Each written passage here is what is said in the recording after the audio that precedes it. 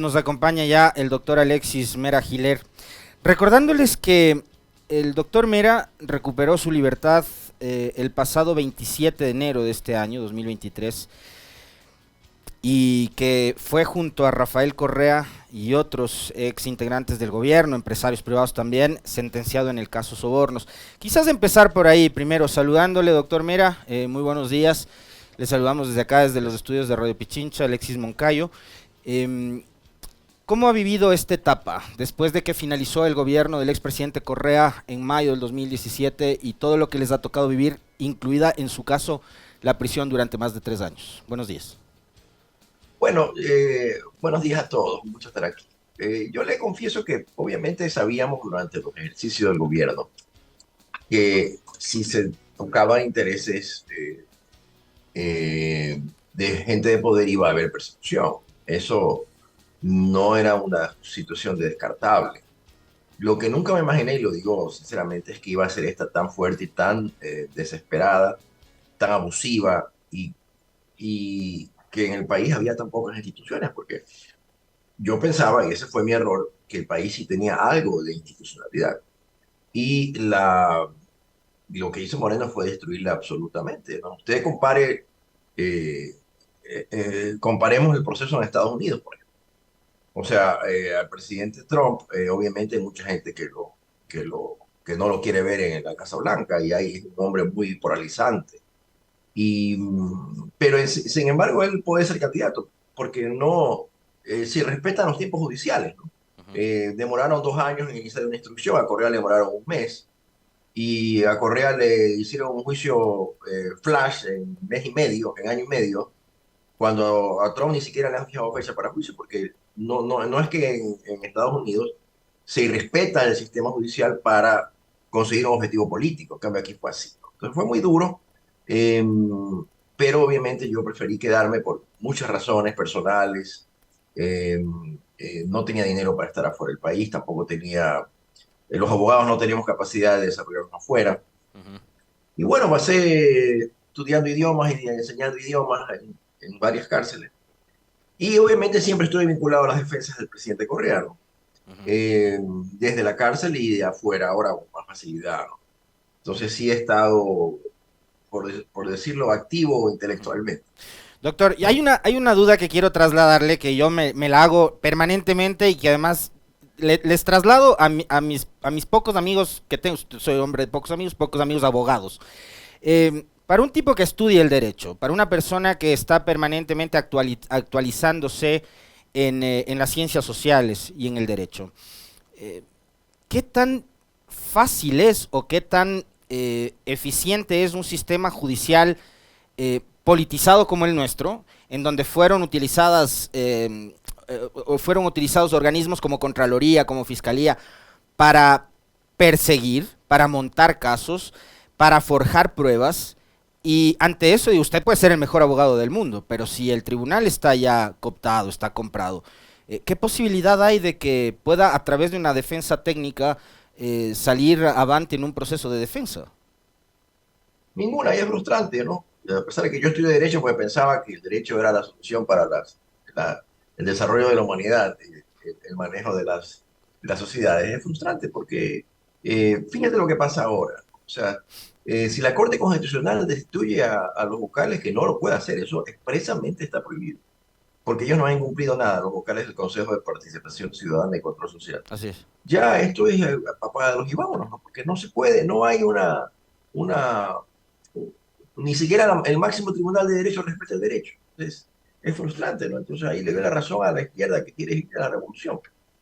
Entonces, es muy frustrante para los abogados y para los jóvenes abogados ver lo que pasa. Y no sé si los jóvenes puedan analizar las cosas sin pasión, porque es hora de analizar las cosas sin pasión y buscar la solución a los problemas del país, porque los problemas del país no se solucionan peleando el Consejo de Legislatura con la Fiscalía, como pasa ahora. La gente quiere que solucione los problemas de la calle. Ujú. La gente quiere salir y no tener y no maten a un vecino fuera de su casa. Los casos en la actualidad y desde que, digamos, junto al Trujillato, desde el gobierno de Lenín Moreno, se tomaron estos espacios y organismos de control. Los casos de lo que se ha visto se los venía ganando primero en los medios de comunicación, en los titulares, y después se definía en los tribunales, ¿no? Porque además había una gran presión mediática para que Correa, para que Glass, para que los Alvarado, para que Alexis Mera, María Duarte, etcétera, etcétera, sean sentenciados. Después recordemos también lo que pasó en octubre del 2019, donde hubo otro proceso de persecución a través de supuestos delitos políticos de los que les acusaban a integrantes de la Revolución Ciudadana. Pero todo eso empezaba con titulares de prensa. Eso es lo más grave, Tocayo, porque la prensa que odia a Correa, un sector, ¿no? Vendió la idea de que el gobierno de Correa había sido el más corrupto de la historia y eso sí caló en ciertos sectores de la ciudadanía. Por eso se perdieron las elecciones hace 2 años. Y en el gobierno de Correa hubo actos de corrupción como hay en todo gobierno del mundo. Pero aquí cada acto de corrupción se maximizaba de una manera brutal. Yo recuerdo el gobierno de Gustavo Noboa, que fue para mí el gobierno más corrupto de la historia, más que otros gobiernos que el de la Fabián Alarcón. Yo recuerdo en ese gobierno cuando quebraron todos los bancos, todos los administradores de los bancos quebrados se hacían millonarios y los banqueros quebrados manejaban la liquidación de los bancos que habían quebrado ellos. Eso era una corrupción horrorosa. Pero como Noboa estaba defendido por la prensa, se sabía poco, ¿no? Y no se maximizaba el tema a nivel de noticias. Por acá, en cambio, se maximizó toda la historia y se repiten mentiras. Por ejemplo, el tema de la refinería es una mentira de que se gastaron 1.200 millones en un relleno.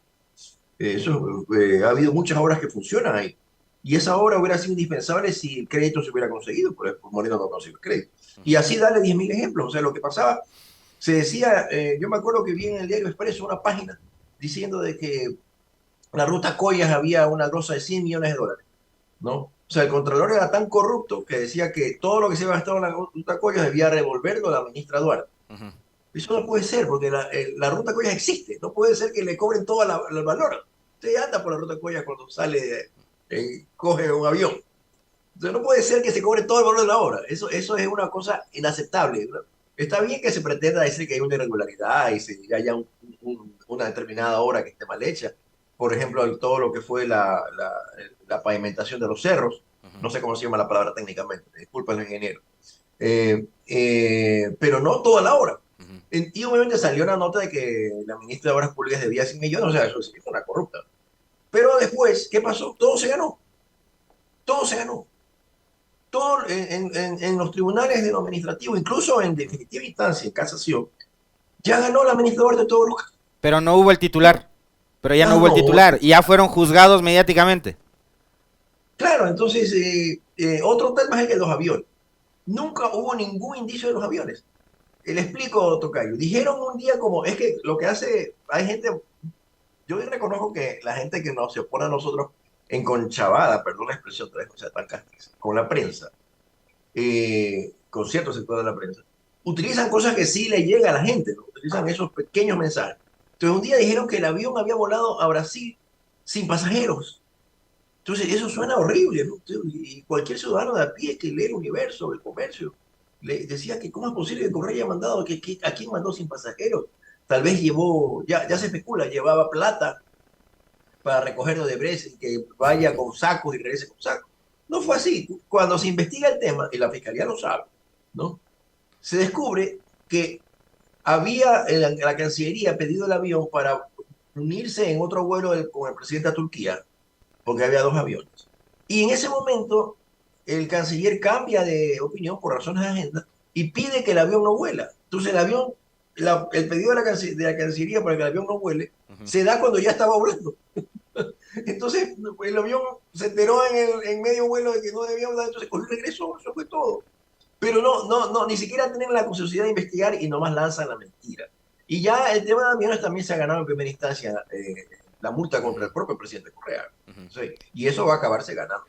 A pesar de que ayer, y usted respondió, hay actores políticos que han nuevamente actualizado este tema, digamos, en redes sociales, diciendo de que ahí incluso la candidata presidencial, Luisa González, tendría alguna responsabilidad y glosas pendientes y demás, cuando no se habían enterado exactamente de que hubo un informe pericial que deslindaba al expresidente Correa de cualquier tipo de responsabilidad.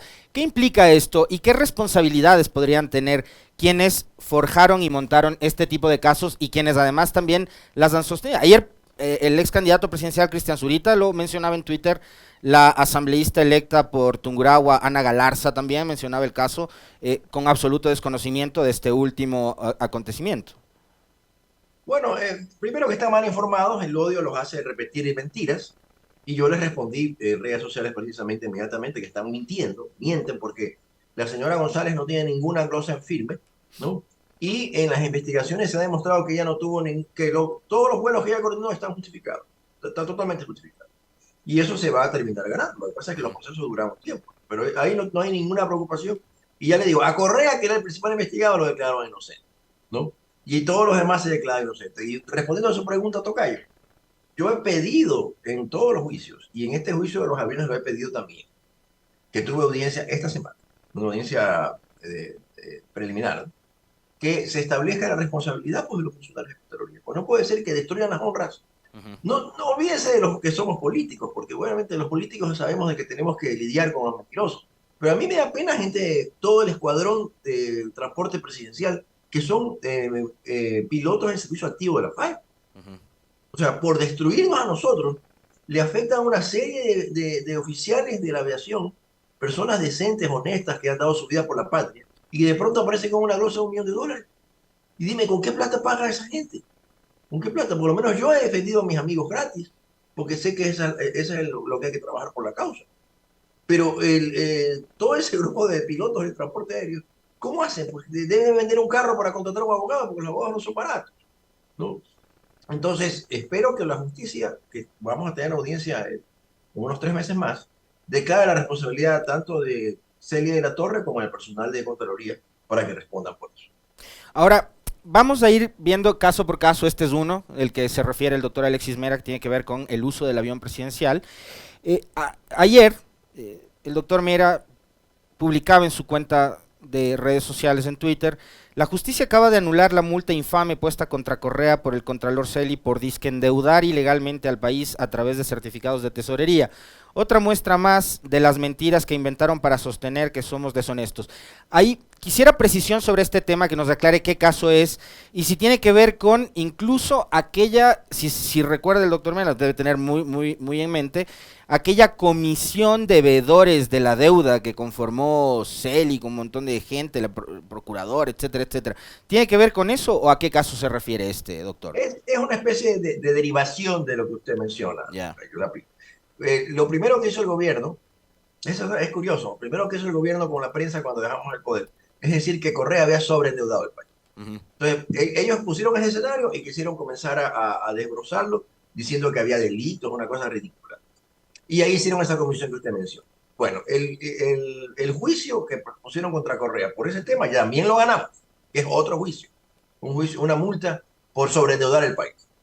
Y el informe penal está durmiendo el sueño de los justos en la fiscalía, porque la fiscal, obviamente, usted comprenderá, no se va a atrever a archivar un juicio contra Correa, porque es darle una victoria, pero tampoco se atreve ya a formularle cargos porque no hay ni indicio de nada. Como consecuencia de esto, se le ocurrió a Celi, por su ánimo de perseguir y quedar bien, pues eso es típico de los perros, que quieren quedar bien con el dueño de turno. Entonces, para quedar bien con la prensa y con Moreno, inventó otro caso de persecución que eran los certificados de tesorería. Los certificados de tesorería es una segunda fuente de financiamiento del Estado que no tiene que ver necesariamente con el endeudamiento público, pero es una especie de endeudamiento para liquidez. Es un tema medio complicado que no lo quiero explicar con detalle porque es muy técnico. Pero ahí dijo que todo estaba mal, que Correa había autorizado indebidamente certificados de tesorería. También glosó a medio Ministerio de Finanzas, lo cual a mí me destroza el alma, porque ¿qué persona decente va a aceptar estar en el gobierno con esos resultados? Porque yo le digo, los que estamos más arriba tenemos que ver cómo nos defendemos, porque para eso nos metimos. Pero los funcionarios medios del Ministerio de Finanzas, con glosas de 1 o 2 millones de dólares, había uno que tenía una glosa de 8 millones. Y todo eso se cayó. Todas esas glosas por los certificados de tesorería se cayeron. Y ayer la multa que le pusieron a Correa, dije, por emitir malos CETES, se ganó en las Cortes de Guayaquil. Con la justicia actual, que de paso vale decir, y quisiera un comentario de Alexis Mera en este sentido, ¿quiénes fueron los jueces que se han encargado de juzgar a Correa, a Glass, a Alexis Mera, Duarte, a Paula Pavón, a Virgilio Hernández? ¿Quiénes han sido los jueces que se han encargado de llevar Eso es todos estos casos? interesante, Tocayo, porque los grandes juicios, el tema eh, de mi buena amiga Paola Pavón, pues felizmente se pudo arreglar gracias a una amnistía, pero ella fue perseguida por la fiscalía, por órdenes de la fiscalía y órdenes de Moreno de la señora Rojo. Ujú, Pero el tema fue que tenían que nombrar jueces a dedo. Y a nosotros, para juzgarnos en las tres instancias, pusieron jueces de cantones, ni siquiera jueces de provincia, eran jueces de Babahoyo, de Quevedo, con todo respeto para esa zona, pero era gente que no tenía la experiencia de un juez nacional y que no tenía la historia de la carrera judicial como para llegar al máximo tribunal del país. Entonces, como nos juzgaron jueces de cantones, pero eso se hizo ilegalmente, es tan ilegal que esta Corte Constitucional, que es puesta también por Moreno, resolvió que eran los nombramientos de los jueces que nos pusieron a nosotros fue ilegal. Que todo lo que hizo este Consejo de Judicatura, que presidido por Fausto Morillo, ¿no? ujú. Que violaron toda la ley y que todo fue ilegal y que lo que no pueden es revertir sentencias porque no se pueden revertir 2 años de sentencia, pero que hicieron mal en nombrar los jueces a dedo. Eso en las instancias internacionales pues va a ser monumental. Ujú, Y esa fue la historia. Sacaron jueces, pusieron, todo era perseguir a Correa a la brava. ujú. No es como si en los Estados Unidos en este momento voten a los jueces para acusarlo al señor Trump. La cosa, O jueces no. temporales, ¿no? O los conjueces. Era una especie de jueces temporales. Es que Claro. no, los jueces que nos jugaron en segunda y en tercera instancia eran jueces temporales, puestos a dedo por el momento y venían de Babahoyo, de Santo Domingo. Fue una cosa terrible. Absolutamente ilegal, pero lo hicieron por perseguir. Ahí está. Ujú. Ahora, doctor, es tan fácil como, digamos, emitir los famosos IRPs y como que Contraloría empiece a sacar todos los días documentos endosándole responsabilidades a, usted lo ha dicho bien, no únicamente a los rostros más visibles, ¿no? Al presidente, a los ministros, a los secretarios de entonces, sino también a funcionarios que en muchos casos, y casos muy conocidos además, de gente amiga, que son profesionales, que son técnicos y que han tenido que todo este tiempo lidiar con la persecución montada desde Contraloría y Fiscalía. Es muy fácil hacer esto sin que exista algún tipo de responsabilidad posterior, es decir, ¿qué va a pasar después? Porque, digamos, lo que uno prevé es que esto llegará, incluido el caso Sobornos, del cual quiero también que profundice el doctor Alexis Mera, a cortes internacionales y quien deberá responder finalmente seremos los ecuatorianos, ¿no? Por las irresponsabilidades de Moreno, de Romo, de Trujillo, de Celi, de Diana Salazar y de todos quienes fueron parte de todo este aparato de persecución. Sí, lo que pasa es que el país tiene un problema, Tocayo. El problema del país es que los jueces, esa es una costumbre del Ecuador, no les gusta establecer responsabilidades a la persona que demanda. O sea, porque quedan como muy del lado de una de las partes. O sea, quedarían como súper correístas. Pero eso es lo que dice la ley. O sea, la solución legal es que los jueces determinen responsabilidades civiles. Y eso dice la ley de la Contraloría. Hay un artículo en la ley de la Contraloría que dice que cuando el Contralor se excede de sus atribuciones, debe responder civil y penalmente. Y eso deberían aplicar los jueces, pero a veces los jueces son un poco venales, debo reconocerlo. O sea, no quieren decir eso porque lo van a decir que es un juez correísta, que es empleado de la lista 5. Entonces, ese es el problema del país, que está tan polarizado que a veces esas cosas no se consiguen, pero esa es la solución legal. Ahora, la disputa por la justicia, digamos, es un tema realmente histórico e inherente al ejercicio de la política. Yo no recuerdo un gobierno, no recuerdo en este país, que no haya estado o interesado en manejar determinadas cortes o espacios de la justicia, uh, o acusado de, ¿no? Entonces, para lograr una verdadera independencia judicial, lo deseable, eso algún momento se puede llegar y cómo se podría llegar. O hay que aceptar que la política está metida en todo y que la política per se no es mala, que la actividad política es como cualquier otra actividad de la vida cotidiana. Es más, por la política pasan las grandes decisiones de una nación. Este, es verdad, Tocayo, pero a veces los ecuatorianos somos muy, pesimistas. Yo creo que al ecuatoriano le falta a veces creer un poco en sí mismo como país. Porque este problema de la justicia es en el mundo. Así O es. sea, no me van a decir que en Estados Unidos no pasa lo mismo. O sea, recuerde usted, Tocayo, que en Estados Unidos, cuando en el gobierno anterior, el gobierno del señor Trump, Ujú. se muere un juez demócrata, eh, no, el gobierno del presidente Obama, se muere un juez republicano, entonces Obama se hacía así las manos, pues, y iba a conseguir otro juez, iba a tener mayoría demócrata, pues, estaban 4-5. Y lo que hizo el Senado, dominado por los republicanos, fue no nombrarlo y se quedaron un año con el muerto ahí sin ser cambiado. ¿Por qué? Porque querían que gane Trump, como en efecto ganó, y que ponga un republicano como en efecto lo puso, y que tenga mayoría como en efecto la consiguió. Entonces, a mí no me digan que el ecuatoriano a veces somos incluso pasa en España, en todos lados, ¿no? Ujú. Eso por un lado. Segunda reflexión. Todo esto que pasa, Pasó en Brasil con el juez Moro, por ejemplo, ¿no? Que está eso también es muy una cosa, cerca. lo O demora. Barbosa, el fiscal de Colombia, que es cercano al uribismo. Lo demora es una cosa vergonzosa. Pero lo que está pasando ahora, y eso sí es bueno que reflexionemos, es el producto de cómo eh, destruyeron a la justicia en el año 2017, cómo Moreno destruye a la justicia. Saca a los jueces, pone otros, cambia la judicatura, todo lo que es culpa del Trujillato y de Trujillo, ¿no? ¿Por qué? Porque yo no entiendo lo que pasa ahora. Se pelea la señora fiscal con su delegada y Ujú. mete preso. ¿Cómo es posible que eso pase? Con su delegada, porque la fiscal, la señora Barreno, es delegada de la fiscal general. Entonces, ¿cómo podemos entender que se pelean entre ellos? Ni siquiera están de acuerdo en, en el poder que se le han robado al pueblo. Se pelea el delegado del presidente con su nombrador, que es el presidente de la República. Se pelea el señor Terán con quien lo nombra, que es el señor Saquicela. Porque no es que ahora dicen que Terán es correísta, que pues si Terán fue puesto por Saquicela, fue puesto por un tribunal, hasta creo que fue por unanimidades, Ujú. ¿no? Entonces ellos mismos se están sacando los ojos entre ellos mismos.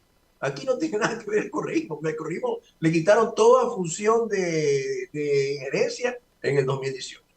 Segunda cosa. Tercera cosa, que es lo de fondo, Tocayo. Lo que usted dice es la reflexión que debemos hacernos los ecuatorianos. Este país no quiere que esté presa la fiscal general, a mí no me interesa que esté preso el señor Saquicela, que esté preso el actual contralor, que también es responsable del tema de los aviones. No, yo no creo que eso le interesa al país. El país, a la gente quiere, la gente que nos está escuchando, es salir de su casa y poder caminar en una noche y llegar tranquilo a las 9, 10 de la noche. Todas las personas, de todas las condiciones sociales. La situación de la delincuencia es tan grave que tiene que pasar por una justicia fuerte, Ujú. por una justicia totalmente, porque los jueces son tan débiles que mandan al jefe de la banda a la cárcel que ellos le piden. Eso Así es es. lo que está pasando ahora. Vía habeas corpus, todos los jefes de las mafias están donde ellos quieren. Entonces, si no tenemos una justicia fuerte, fuerte como es un país, eso requiere institucionalidad, ¿no? Esto no va a arreglarse. Y gane quien gane las elecciones. Yo estoy hablando más allá de la elección de este 15 de octubre. Ujú. Entonces tenemos que llegar a un acuerdo de país. Esto es un acuerdo nacional. Que ya les digo, lo que pasa es que mientras sigan odiando a Correa y teniéndole terror, no vamos a llegar a un acuerdo de país, porque obviamente tenemos que llegar a un acuerdo con la fuerza política más importante que es el correísmo, ¿sí? Así Y que es. probablemente gane las elecciones en 10 días. Pero ya le digo, esto va más allá de las elecciones. Ujú. Tenemos que llegar a un acuerdo por la justicia, que no tiene nada que ver con los juicios de Correa, no me refiero. Lo que pasa es que la gente de derecha está pensando siempre en eso. Ujú. Y un cambio de la justicia que va a darse en 20 años, no se va a dar, eso no va a haber no hay la varita mágica para que la justicia cambie de la cloaca que es ahora a una justicia pues celestial. Ujú. Pero hay que hacer el esfuerzo, pero para eso hay que llegar a acuerdos. Y mientras no, yo veo todavía a Zurita mintiendo en las redes, a mucha gente utilizando la mentira para hacernos daño. Mientras eso no pase, yo creo que hay que darle la mano a la oposición, Ujú. incluso con los gobiernos amigos que están involucrados en el tema del narcotráfico. Creo Ujú. que hay que dialogar con los Estados Unidos, hay que dialogar con los europeos, hay que llegar a un acuerdo para que ellos nos ayuden en este tema, porque ya esto rebasa cualquier ideología. Ese acuerdo nacional pasa, yo mencionaba hace algunos días a propósito de estas pugnas que hay y que usted las ha señalado entre la Judicatura y la Fiscalía, el Consejo de Participación y la Corte Constitucional, por recuperar o recobrar la razón. Y eso pasará cuando, digamos, se hayan resuelto procesos que fueron siempre turbios y que llevaron a sentenciar y a impedir que Correa pueda ser candidato en el 2021 a una velocidad nunca antes vista. Sobre el caso Sobornos, en los últimos días, la prensa internacional, algo que además no se ha hecho eco en la gran prensa del Ecuador, reveló unos audios del doctor Saquicela, actual presidente de la Corte Nacional de Justicia, en donde él reconocía que en un primer momento consideraba que era nulo todo lo actuado en los tribunales de primera instancia dentro del caso Sobornos. ¿Cuánto puede beneficiar o ayudar a la defensa técnica de ustedes en el caso Sobornos esta revelación de los audios de Saquicela? ¿Y qué demuestran estos audios? Mira, estos audios fueron hechos seguramente por junio del 2019, cuando me reformulan cargos a mí y a la señora María Eduardo. Y para no entrar en detalles técnicos que a veces a la gente no le interesa, Saquicela acaba diciendo que estaba mal hecha la reformulación, que yo debería estar libre. Yo estaba preso en la cárcel Pucata. Entonces, evidentemente refleja que había una conjura para perseguirnos. Evidentemente, y Saquicela en ese momento dice la verdad. La reformulación de cargos fue ilegal. Y tanto la Camacho como Salazar estaban haciendo horrores tontos de perseguir. Pues lo que quería Salazar en ese momento era meterlo a correr en el juicio. Y por meter a correr el juicio, pues destruía todo sistema legal. Pero yo creo que más importancia tiene políticamente, porque políticamente demuestra que Saquicela fue antes que Saquicela coja el caso como juez, ¿no? O sea, esos comentarios fueron hechos cuando él todavía no asumía la competencia. Pero la iba a asumir, porque si no la asumía en primera instancia, la asumía en segunda, o si no la asumía en casación. Y refleja que Saquicela primero piensa que yo soy inocente y después me condena por un juicio, por un delito por el cual yo ni siquiera me pude defender, porque se le ocurrió otro juicio cuando dictó sentencia. Yo me defendí por cohecho y después se le ocurrió acusarme de otro. Eso servirá para instancias internacionales, lo vamos a utilizar seguramente. Están avanzadas las instancias internacionales, claro que no tienen la dinámica de las nacionales. Pero internamente no creo que técnicamente sirva para una eventual revisión, ¿no? ¿De qué dependerá, doctor, que en esas instancias, en las internacionales, se resuelva esto a favor de Correa y de que Correa pueda regresar en algún momento al país? Porque en ausencia es el político mejor evaluado, es el expresidente mejor evaluado, es el político en activo con mejores números, es el líder de la organización política más importante del Ecuador, así lo dicen los números, no es algo que me lo estoy inventando yo en este momento, pero ¿de qué dependerá? Bueno, la justicia internacional es un poco lenta, no podemos decir cuándo van a salir los fallos. Correa ha presentado una demanda en el Comité de Derechos Humanos de las Naciones Unidas. No podemos decir cuándo eso salga. En el momento en que eso salga, que creemos será favorable, porque no puede ser de otra manera, el Estado está obligado está obligado a respetar esa decisión y a liberar a Correa de toda culpa. Eso dice el sistema jurídico ecuatoriano y dice nuestra Corte Constitucional. Espero que ahí no cambien de criterio. Esa es la hoja de ruta internacional. De ahí, pues, esperaremos a ver qué pasa también a nivel nacional, porque todo es tan cambiante en este país que no sabemos qué pasará mañana. Le quiero este último tramo de la entrevista trasladar a hablar un poco de la coyuntura. Nos decía Alexis, mira, no sabemos qué va a pasar en este país, y sí, es verdad, porque las instituciones, ya vemos, son tan volátiles, todas, absolutamente todas, tienen bajos niveles, paupérrimos niveles de credibilidad y de aceptación, empezando quizás por la función ejecutiva, pero esta elección, la del 15 de octubre, y de paso un comentario también breve suyo sobre su expectativa de lo que será el debate del domingo, ¿por dónde pasa la resolución de esta elección? La disputa entre Daniel Noboa, que representa a los sectores más acaudalados que tiene el país, y la candidata de la Revolución Ciudadana, que ya sabemos todo lo que representa. O sea, yo creo que hay que respetar también las decisiones populares. Hay que analizar bien qué es lo que quiere el pueblo.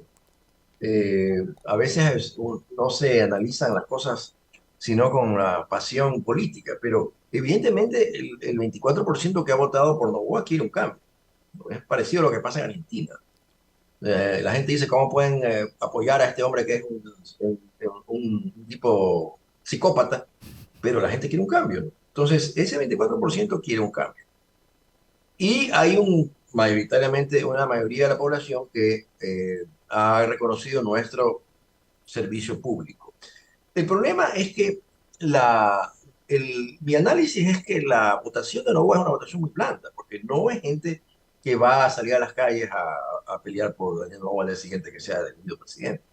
Es una votación muy blanda y la votación que él acumule sigue siendo blanda, porque hay gente que en el fondo lo que quiere el pueblo es buscar un cambio y no elegir lo que ya está aprobado. Ujú. Entonces, la elección se decidirá si hay una mayoría de la población que quiere un cambio, aunque sea una cosa, una locura, ¿no? Porque este muchacho, usted lo escucha que habla y no se entiende lo que dice, se nota que no sabe nada. Lo que más me llama la atención es que se nota que no sabe nada, todo lo inventa, todo lo improvisa, cada vez que habla se equivoca. Así que el pueblo es intuitivo. Yo recuerdo que esa era una frase de Velasco Ibarra. El pueblo es intuitivo, el pueblo no se da cuenta de las cosas. Yo estoy convencido que ganaremos por eso. Porque no puede ser que gane un muchacho que su único mérito es ser niño rico, ¿no?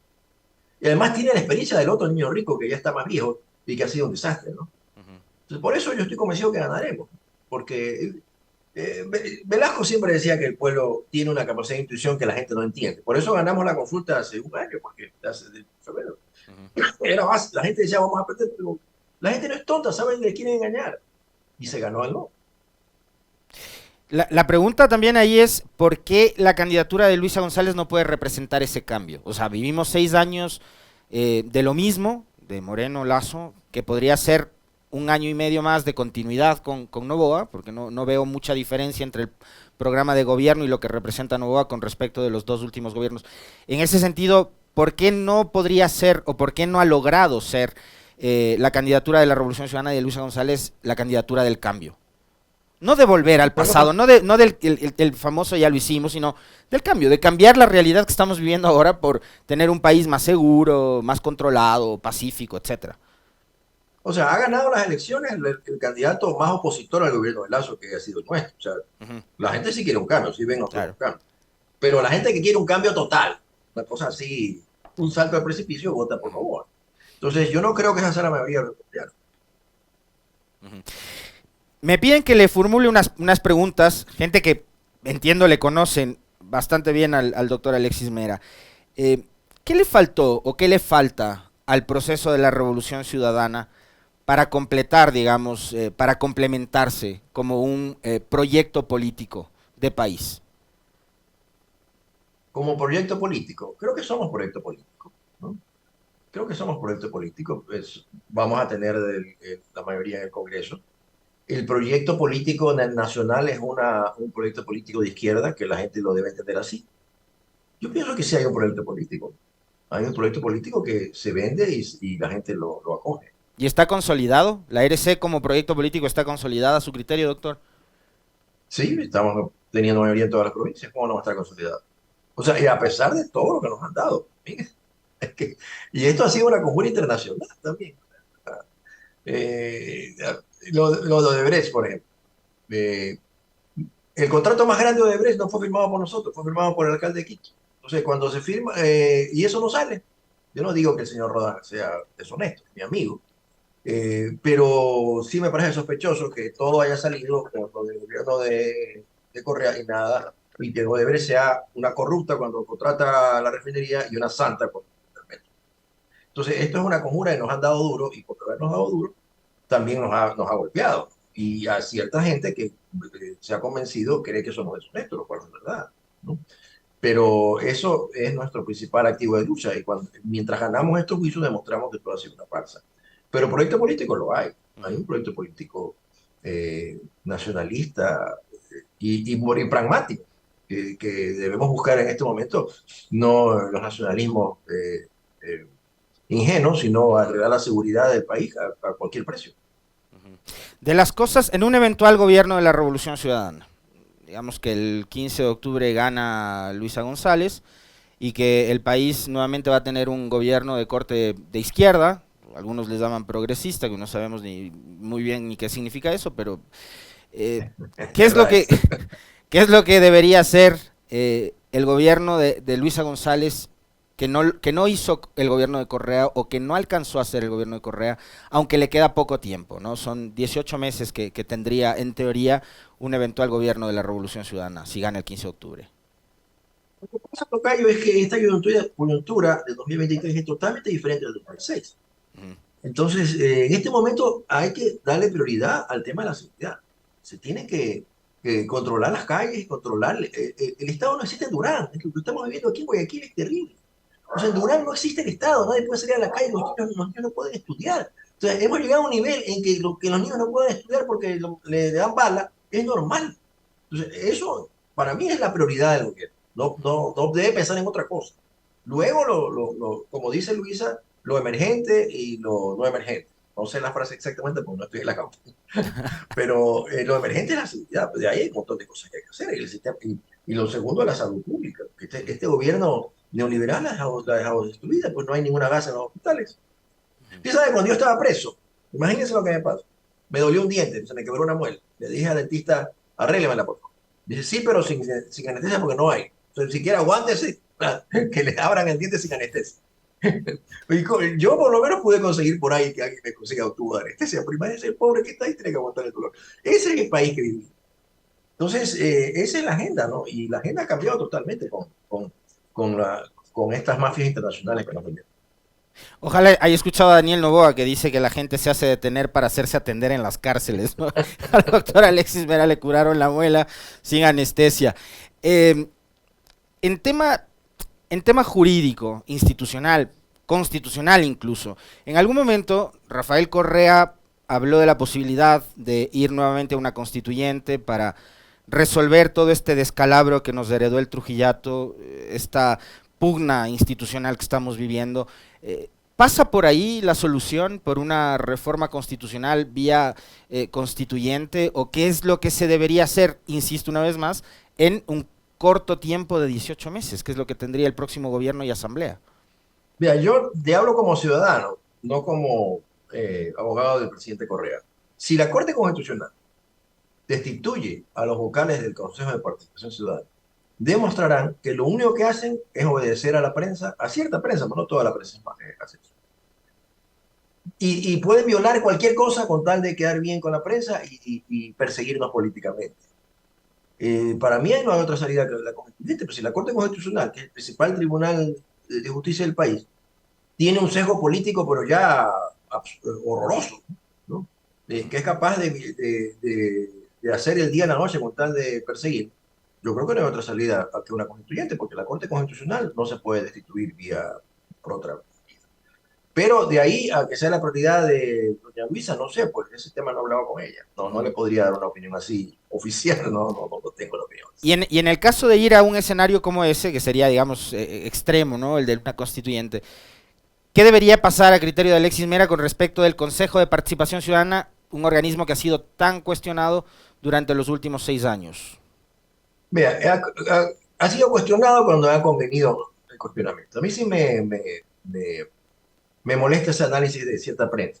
Que Ujú. cuando el señor Ulloa presidía el consejo, ahí sí todo estaba bien. Así es. Cuando iban a nombrar a una señora muy conocida de Quito, Contralor General, por pedido de Lazo, ahí todo estaba bien.